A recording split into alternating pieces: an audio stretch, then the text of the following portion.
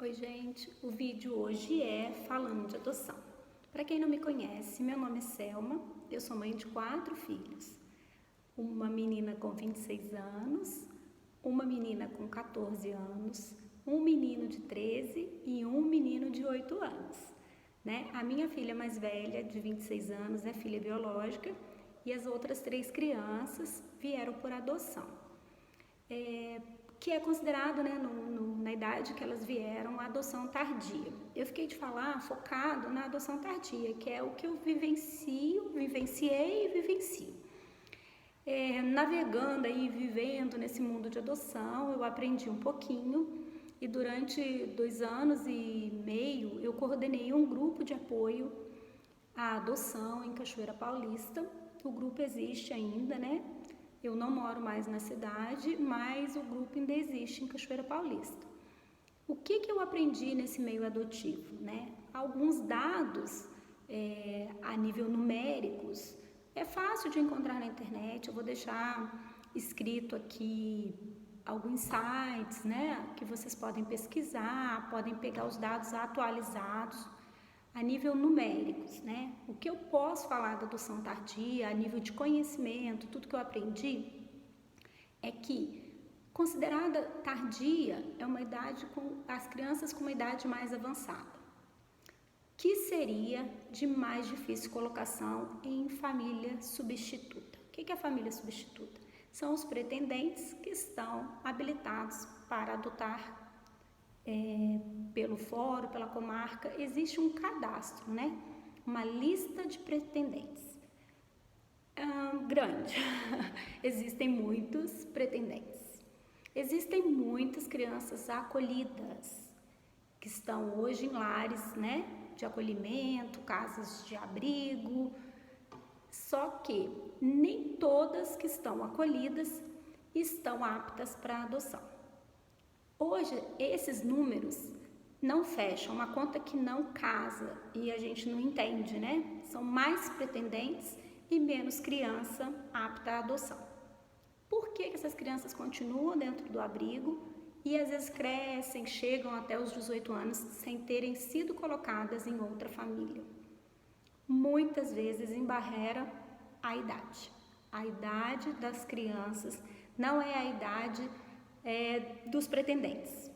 Quando você vai se habilitar, é feita uma entrevista e você faz um perfil, você escolhe aquilo que você imagina que seria seu filho, As características são várias perguntas. Você preenche um perfil, um cadastro. E do que seria, é difícil a gente falar, que parece que a gente faz uma escolha. Mas, na verdade, esse perfil, essas perguntas, elas precisam realmente acontecer, Eu falo por experiência própria, Eu fui preencher, minha cabeça era uma coisa e eu acabei adotando a realidade completamente diferente. O que a gente pensa da realidade que acontece nas casas de acolhimento. Você passa por entrevista, você é avaliado, Essa parte da habilitação também não vou aprofundar. O que a gente consegue falar, assim, resumidamente, de adoção, se alguém tiver alguma dúvida, alguma coisa, deixa aí depois, me pergunta, que eu posso voltar, gravar outro vídeo falando também, mais aprofundado em algum determinado ponto da adoção. É um assunto muito amplo para a gente falar em pouco tempo. O que eu sei? O que eu, Selma, sei? Daquilo que eu vivi, experimentei e vivo até hoje. Porque por mais que você queira simplesmente ser mãe, dificilmente a gente consegue usar essa palavra mãe. Filho, ele não é um nome composto. Filho biológico, filho por adoção, filho adotivo, mãe adotiva. Não, é mãe e filhos. Só que dentro do que a gente vive, dentro do que a gente vive na sociedade, a gente acaba tendo que falar. E não tem que ter vergonha de falar. O que é um mito na adoção é o fato de muitas vezes as pessoas preferirem esconder o fato de ter adotado. O que aconteceu na minha vida? Minha filha tinha 21 anos e eu me deparei com a história de uma criança Eu, Selma, não estava na fila de adoção. Eu não tinha uma via de adoção, pretensão de adotar.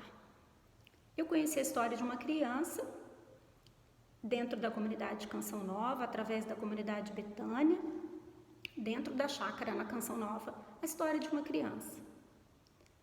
Eu resolvi ajudar, falei, nossa, podia fazer alguma coisa, né? E me ofereci, na verdade, para ajudar essa criança, que veio a ser a minha primeira filha adotiva, né? Eu tenho a Sabrina, mais velha, e a Maria foi a primeira filha adotiva. Também para falar assim, gente, eu vou ter que fazer um vídeo para cada criança, né? Que é muita criança, são muitos filhos. A Maria já tinha 8 anos, né? E já considerada uma faixa etária de adoção tardia, quando não faz parte da maioria da preferência dos habilitados.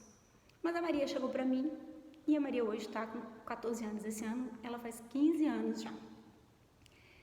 E durante um período que eu convivi com a Maria, o primeiro ano de adoção, que foi 2015, eu me aprofundei bastante no assunto, eu estudei bastante, porque assim, eu precisava lidar com tudo que vinha acontecendo. Eu já era mãe, eu tinha uma experiência com a minha filha, né, biológica, e a Maria chegou numa outra idade, né, Sabrina já era grande, e eu tinha tempo, né, que eu não convivia com uma criança, e fui aprendendo.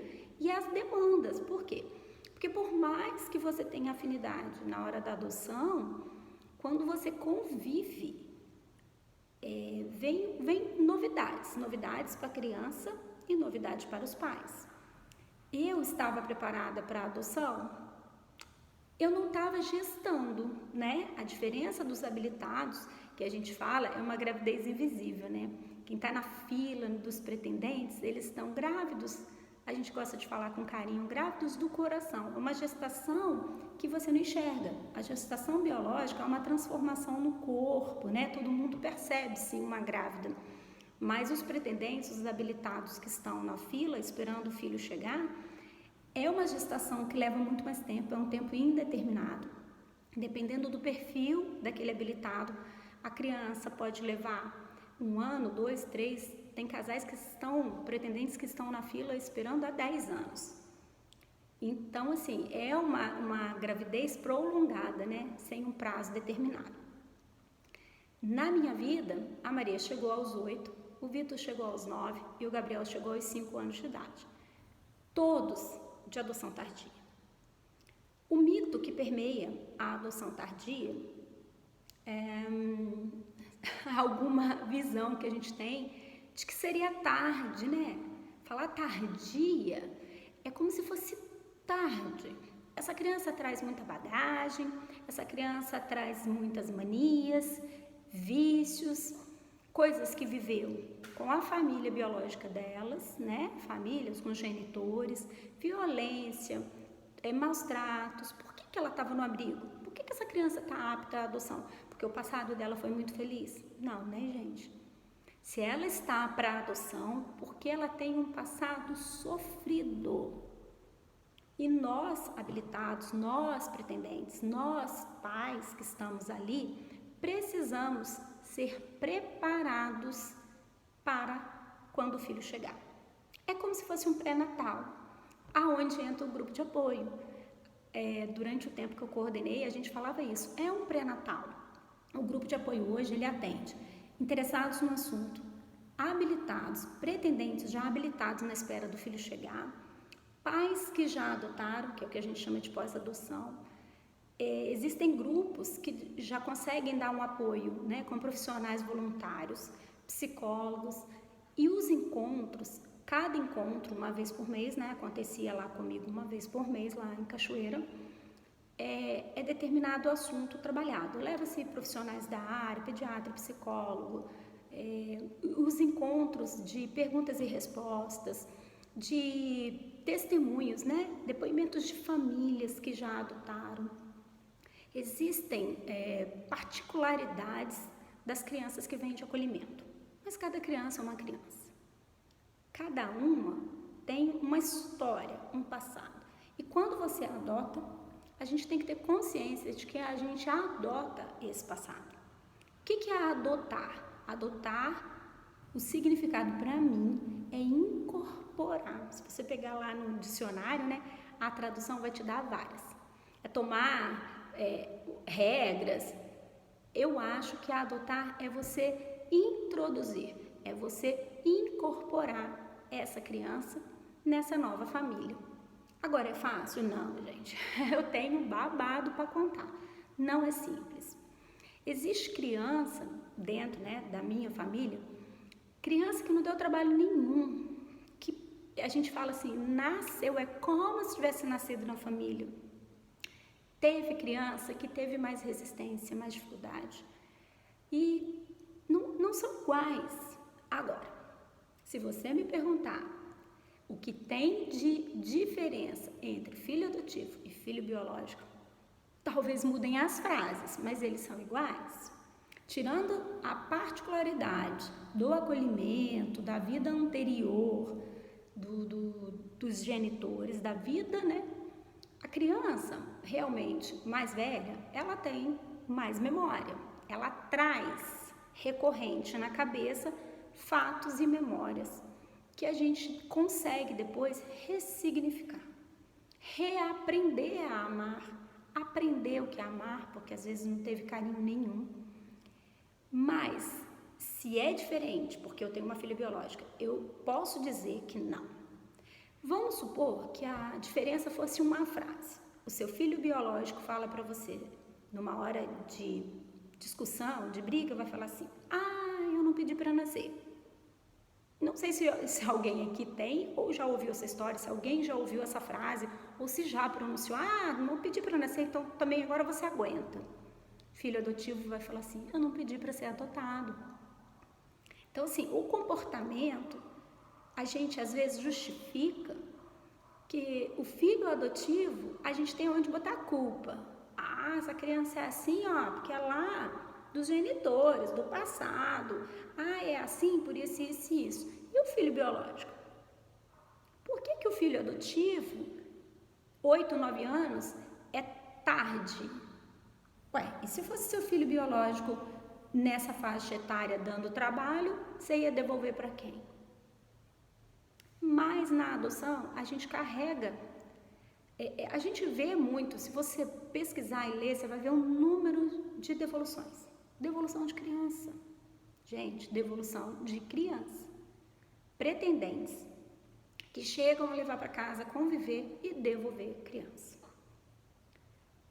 Uma vez eu ouvi de uma pessoa assim, nossa, eu jamais faria isso. Falei, que bom, tem gente que não deveria fazer mesmo. E quando eu digo isso, não é que eu lidei melhor ou que eu sou melhor. É que tem gente que não é. A adoção, todo mundo pode adotar, mas a adoção realmente não é para todo mundo.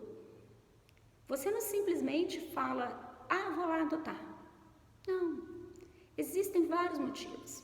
Às vezes porque não pode gerar. No meu caso, eu não tinha a via de adoção. A Maria aconteceu na minha vida, né? Eu dou graças a Deus pela vida da Maria, transformou a minha vida. Só que existem pessoas que vão passar por todos os processos, todas as etapas do processo para ser habilitados, serão habilitados e às vezes não vão adotar.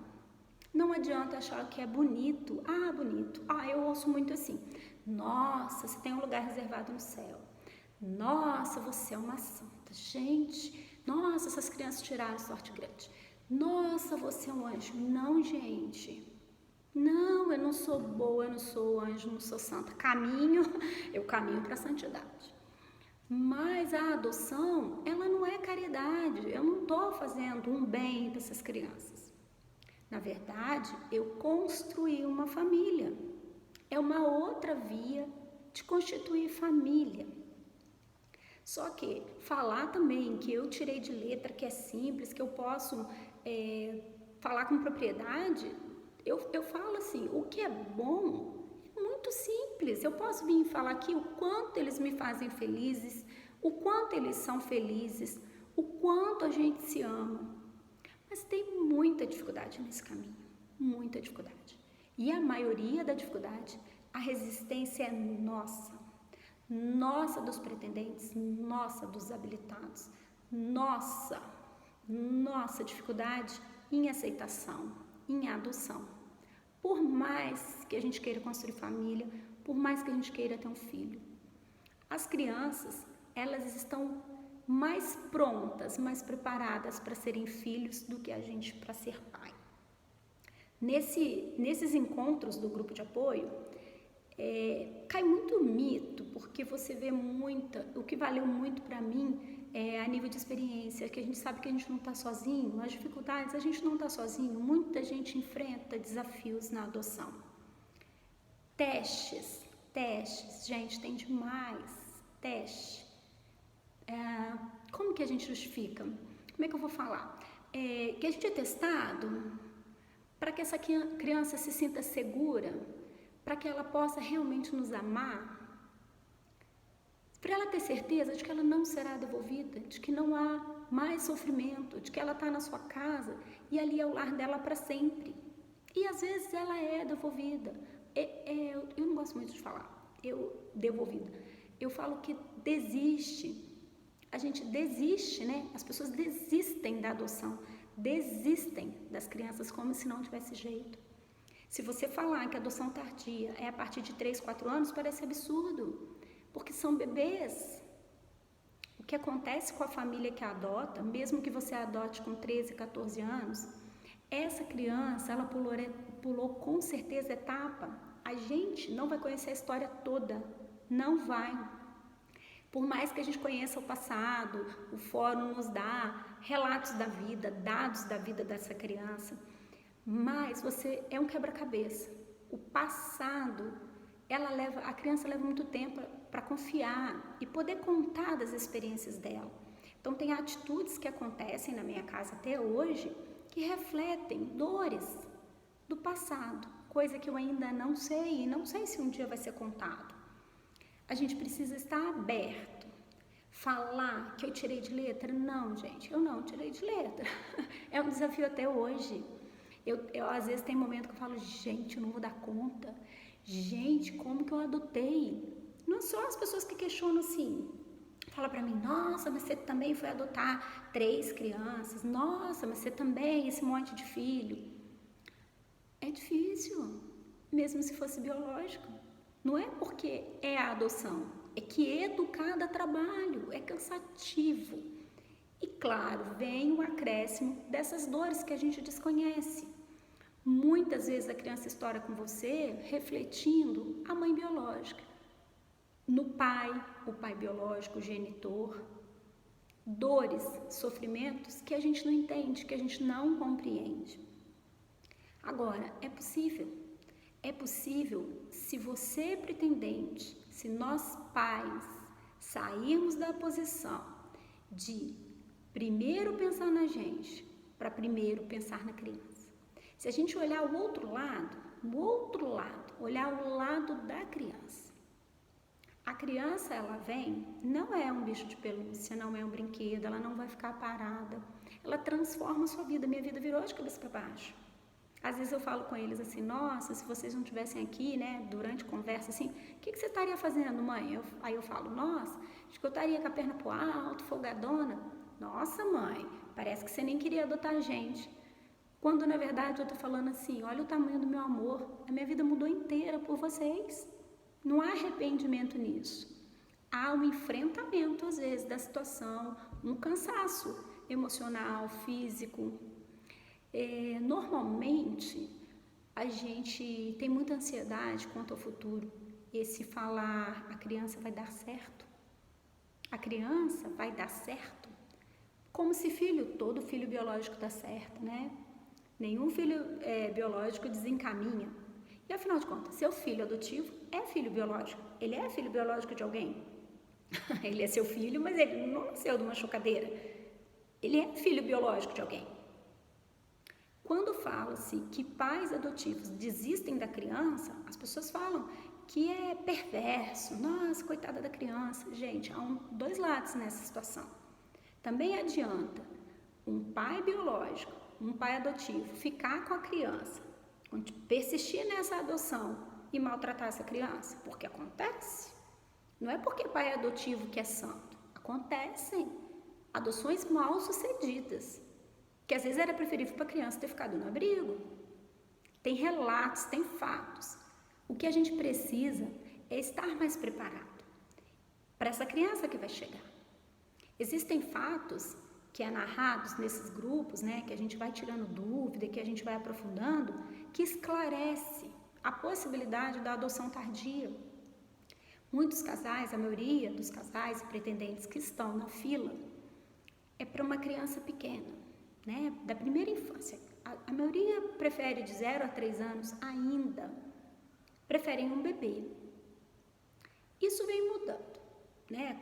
Eu acho que o grupo de apoio, esse grupo de apoio tem esclarecido muito, tem muitos anos, já muitos grupos com muitos anos de existência. Que toda cidade tivesse, né, um grupo de apoio, espero que tenham mais e mais e mais grupos de apoio. Aqui em Volta Redonda tem grupo de apoio, eu vou deixar ali o endereço para vocês aqui embaixo. Se você tá gostando, ó gente, lembrando aí, inscreve aí no canal. Mas, continuando, se a gente tiver um leque, assim, uma abertura, explanado, as possibilidades do que a gente pode viver, uma criança chegou, rabiscou a parede inteira. Você vai devolver seu filho porque rabiscou a parede inteira? Se fosse biológico, você ia devolver para quem? Então, a gente tem relatos e fatos de devoluções por coisas muito pequenas. Fala para mim, a culpa é dessa criança? Não. Sabe? A culpa é da criança que rabiscou. Eu tô dando um exemplo simples, né? Do rabiscar a parede. Existem coisas piores, né? Coisas assim, maiores. Nem vou falar piores, coisas maiores. Travessuras, enfrentamentos. Existe na adoção um processo onde você visita, né, o que a gente chama de aproximação, visita o abrigo, visita a criança, um período em que você faz estágio de convivência, que você leva no fim de semana, você traz para casa e convive. Hoje existe, a lei mudou, né, gente, tem alterações aí na lei, mas esses dados específicos, eu vou deixar aqui embaixo os endereços onde vocês podem ter, mas assim, gente, sites confiáveis, sabe, endereços confiáveis, para vocês terem dados reais a nível numérico, estatístico, que eu não vou aprofundar aqui. Mas, eu vou deixar escrito aqui embaixo, a gente estando preparado para todo esse possibilidades, né, a gente nunca vai estar preparado para tudo. Mas a partir do momento que você esclarece as coisas que são particulares desse acolhimento, como a criança se sente, como é trabalhado nas casas de abrigo, o histórico, conhecendo um pouco do histórico da criança, a gente consegue ressignificar muita coisa, muitas dores. Agora, tem assuntos que a gente nunca vai conseguir aprofundar, nós enquanto pai. Para isso existem, né, acompanhamentos, você que pode passar a criança por um psicólogo em caso de necessidade.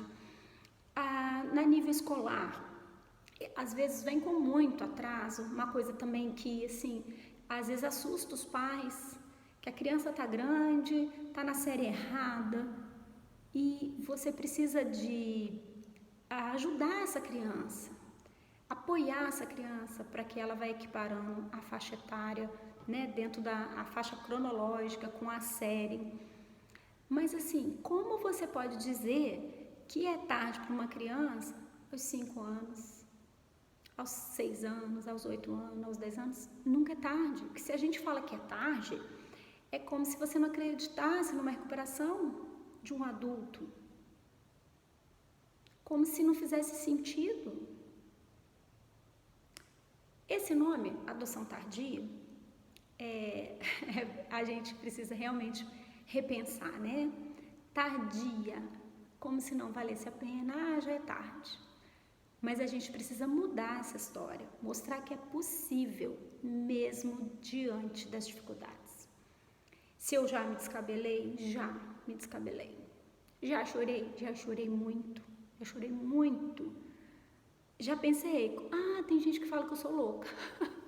Também já ouvi, além de santa, louca. Gente, às vezes eu acho que é louca mesmo. É a loucura do amor. Não é para qualquer um mesmo, não.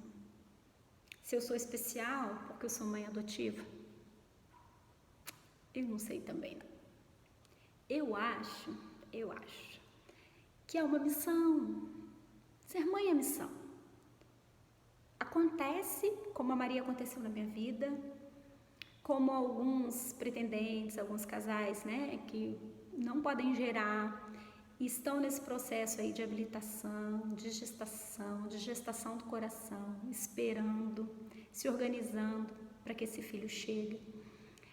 O que eu posso dizer? Seja realista na hora de fazer o seu perfil. Por mais que a gente trabalhe no grupo sobre essa amplitude do perfil, né? Ampliar esse perfil. O que é o perfil? O perfil da criança que você preenche lá no momento da entrevista, do que você passa para se habilitar para adotar uma criança. Existem várias perguntas e você dá as características, a idade, a faixa etária, o que você daria conta, o que é o seu sonho. Mas lembrando também que a criança que vai ser adotada, ela tem um sonho. Ela tem um sonho de ter família, de ter a casa dela, o quarto dela, o jogo dela, sei lá, o que a criança sonha, de ter uma bicicleta. Ou só mesmo sair da casa do abrigo. Sair lá do acolhimento, ter um lar, ter uma cama, ter pai, ter papai, ter mamãe. Eu paro e penso, se a gente preenche um perfil para escolher uma criança, ninguém pergunta para a criança que papai e mamãe ela gostaria de ter. Louro, baixo, alto, gordo, 2 pais, 2 mães. Se a criança fosse, né, se meus filhos fossem preencher um perfil, será que eles não queriam uma mãe mais nova? Será que eles não queriam uma mãe mais alta? Será que eles não queriam uma mãe mais magrinha?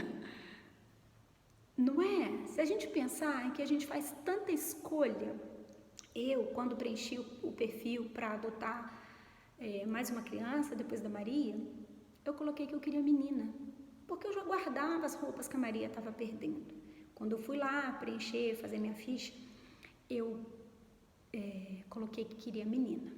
E aqui lembrando o meu grande e eterno amigo, né, que eu conheci durante esse processo, o Davidson, que hoje mora no céu, está lá intercedendo por nós. Nossa, dói aqui falar do Davidson. Um grande amigo, que é um amigo no céu, me perguntou, uma menina só? Aí eu falei, nossa, só uma menina, para fazer companhia para Maria. E ele me explicou, né, dessa tendência, né, do que acontece nas casas de acolhimento, dessa realidade de serem mais irmãos, se não poderia ser um casal. E ele foi conversando comigo e eu abri para 2 meninas então. Durante a entrevista, eu tomei ciência dos meus filhos, da história dos meus filhos. E assim aconteceu os meninos. Depois que eu fui para casa dessa entrevista, eu parei para pensar que se eu engravidasse, biologicamente falando, eu não teria esse poder de escolha. Seria aquilo que Deus, seria o sexo, seria a criança que Deus colocasse para mim. Ou seria menino ou seria menina. Eu não tinha esse poder de escolha. E daí meu coração foi abrindo. A minha mente abriu e o meu coração ficou aberto para conhecer os meninos. Né? E hoje eu tenho 2 casais, né? 2 meninas e 2 meninos, que vieram também de adoção tardia, né? O Vitor e Gabriel. Vieram, o Vitor já com 9, o Gabriel veio com 5, era um bebê, gente. 5 anos, ele era um bebê. Chupava dedo, queria colinho, precisava limpar, dar banho. Então, assim, a diferença do biológico, do adotivo, da faixa etária, a gente precisa estar aberto. Pai e mãe é pai e mãe em qualquer idade. Você sempre vai ser pai e mãe. A adoção tardia que foi tarde para eles, na verdade, né? não é tarde, é que eles estão mais tempo sem papai e mamãe. Que a gente consiga olhar para esse tardiamente de uma outra forma. É que vai ficando tarde para eles. A gente precisa ampliar esse olhar, abrir o coração, estar aberto para essa novidade da adoção. Por mais que você queira realizar um sonho, o sonho de ser mãe, o sonho de ser pai, a gente precisa sair do egoísmo de se preencher. A gente precisa ser preenchido, a gente precisa preencher uma ficha com a realidade, mas a gente também precisa conhecer a realidade da casa de acolhimento. O que é a realidade das crianças que estão? São grupos de irmãos e são a faixa etária maiores. Um bebê, você precisa ter a consciência que você pode esperar muito tempo, que essa gestação sua pode ser longa, né? E outra, que para ser pai e para ser mãe, que seja biológico ou adotivo, a gente precisa estar preparado para receber essa criança. E qual preparação maior? Amor. Tem dia que eu me descabelo, que eu falo, Senhor, será que eu dou conta? E chega à noite, a gente se perdoa, a gente se beija,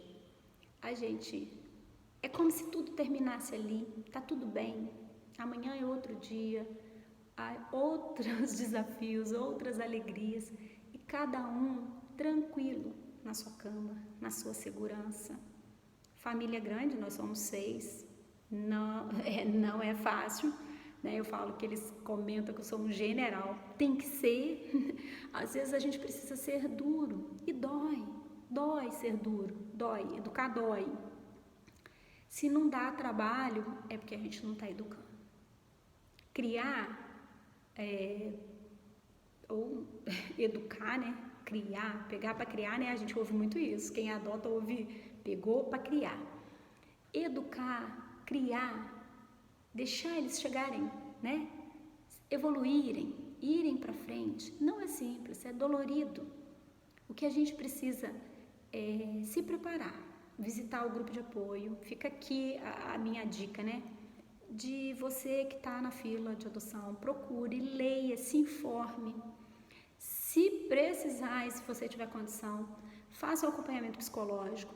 Seu filho chegando, se for preciso, não pense que você vai dar conta de tudo, porque a gente não dá conta de tudo. A gente precisa de apoio de profissionais, que seja para você, que seja para a criança. Não é fraqueza, é sinal de inteligência. Agora, eu tenho muito babado, muita coisa engraçada para a gente contar. Hoje foi um primeiro vídeo, né? Se houver interesse, se vocês quiserem saber mais alguma coisa, deixa aqui escrito para mim, se inscreva no canal, ativa o sininho aí para te informar quando tiver vídeo novo. Espero que vocês gostem e até uma outra oportunidade.